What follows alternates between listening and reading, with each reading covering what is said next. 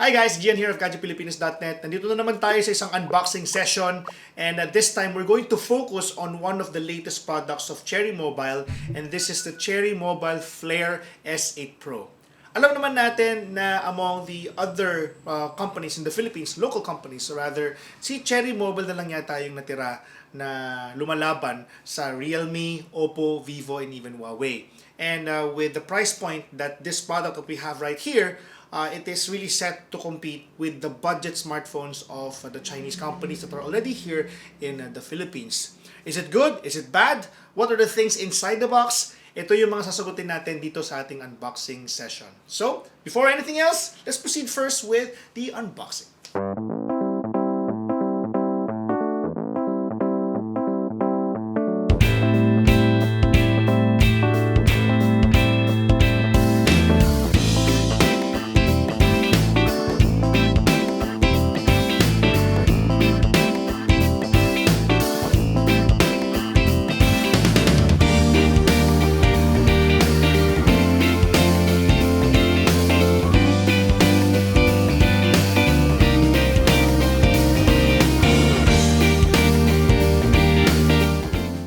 Cherry Mobile Flare S8 Pro has been regarded as the phone in the series that sits at the middle of the highest and lowest variants of the Flare S8 series. It fills the gap of those who need the capable budget smartphones without spending a lot of money, and from the company's perspective, it's set to compete against the Realme C2 and Huawei Y6S.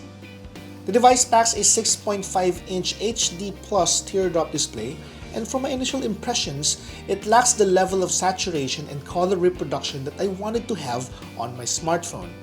This means that if you are going to take some photos with this phone, you will need to transfer it to a smartphone or PC with more accurate display to see how your photo looks like. In terms of build and construction, it is obvious that this is made of polycarbonate plastic, and it isn't something that is entirely bad. Certainly, the phone is light and easy to hold, albeit questionable in terms of quality. I didn't dare drop it for the purpose of testing it, but I take that you know what is going to happen if I did so. The material is prone to smudges, but it can easily be wiped off by microfiber or cotton cloth. In terms of performance, the smartphone is powered by a MediaTek Helio P22 2GHz. It is an octa-core processor, and it's complemented with a Power CR8 320 GPU. It has 4GB of RAM and internal storage of 64GB.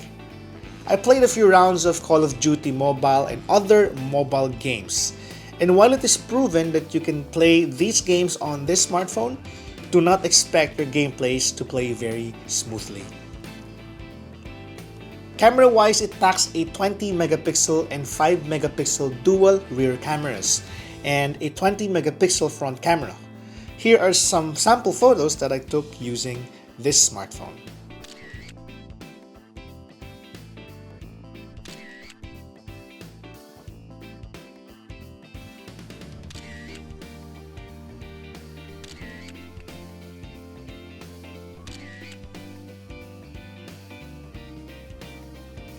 Overall, at least from my first impressions, Flare S8 Pro is a minor step up from Flare S8 in terms of performance.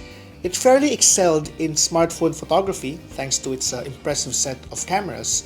However, I know that there are lots of things to check out that our full review will cover pretty soon. So that has been our unboxing of the Cherry Mobile Flare S8 Pro. We would love to know your thoughts about this latest product, so please use the comment section down below. Also, alam naman natin na kung nanonood ka ng YouTube, there's a thumbs up, a thumbs down. We would love to know your feedback as well. And if you're watching this on Facebook, please use the reactions button down below. And if you have anything to say about Cherry Mobile, if you have any message for them, please use the comments section. Again, this has been Gian of GadgetPhilippines.net. Salamat sa panonood, and I'll see you soon on our next video. Bye!